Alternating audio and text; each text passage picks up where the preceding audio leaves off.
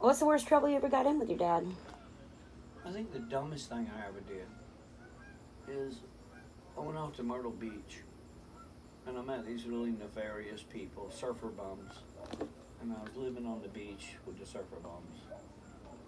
It's a lot like Folly Beach, and only worse.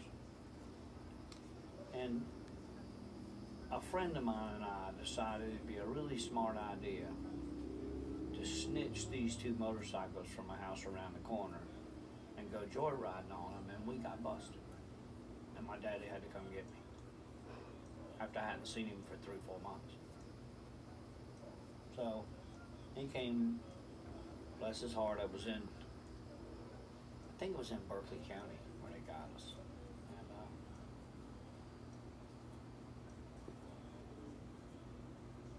I guess Mickey couldn't get you out of that I one, huh? didn't know my daddy had the ability to jump a motorcycle into the back of an El Camino till that day.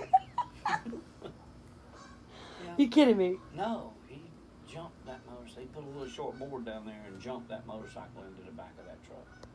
He was pretty mad. That's He was funny. pretty mad.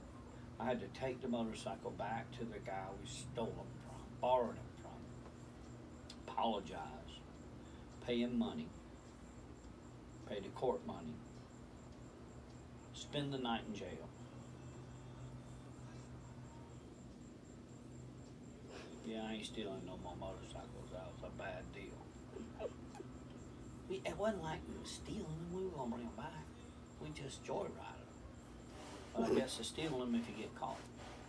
And of course, they didn't catch me until it fouled the plug. Is that because you're so fast? They weren't going to catch me. I was going through cornfields and ditches, and I mean, they weren't going to catch me. And I fouled the plug, and I went. See, this is just how crazy I was, how stupid I was. My buddy, they busted us. He pulls over. I'm like, see ya. And I check out. And of course, next thing I know, there were 5 highway patrolmen past me, and the 6th one pulled me over. And I pulled over, and he came walking up there. And I lifted the visor on my helmet and said, yes, sir. And he said, you need to shut the bike off. I want to see your paperwork. And I said, okay. And I took off. And I went about 200 yards. We weren't far from the interstate. And I dove right into this little dirt road, little road. Might not have been dirt, I don't know. I think it's dirt. And I took off to the end of the dirt road. And it dead ended. By now, I have 6 highway patrolmen behind me, coming down a dead-end road. It was not good. What kind of bike was it? It was a Yamaha, I believe it was a 175, which in that day, that was a significant motorcycle. And I got to the end of the road, and it just was a house. And there was a gate, and I went through the gate, and the chickens were going everywhere. It was a black little strip next to the highway, 235 houses. I went around the house. By the time I went around the house, all the highway patrolmen had done pulled up there and stopped and got out of the cars, and I went pew, right on past them. They all jumped back in the cars. So it was my Dukes of Hazzard moment in my whole life.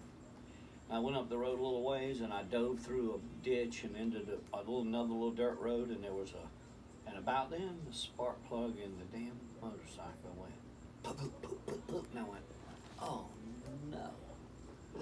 And so there was tobacco field everywhere. There was an old barn over there.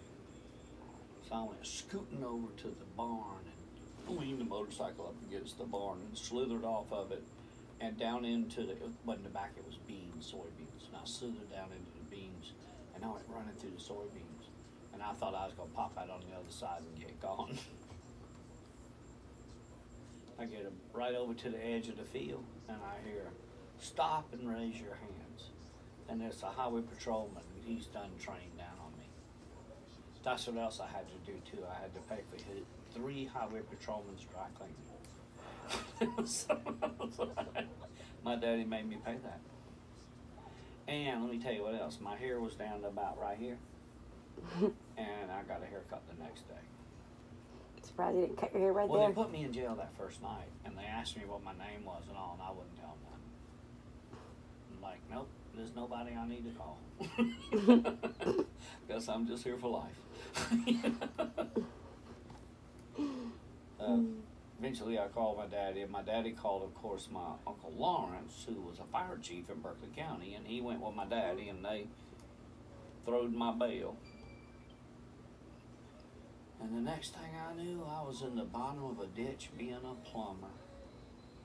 I'm telling you, it was the hand of God. Where would I be today?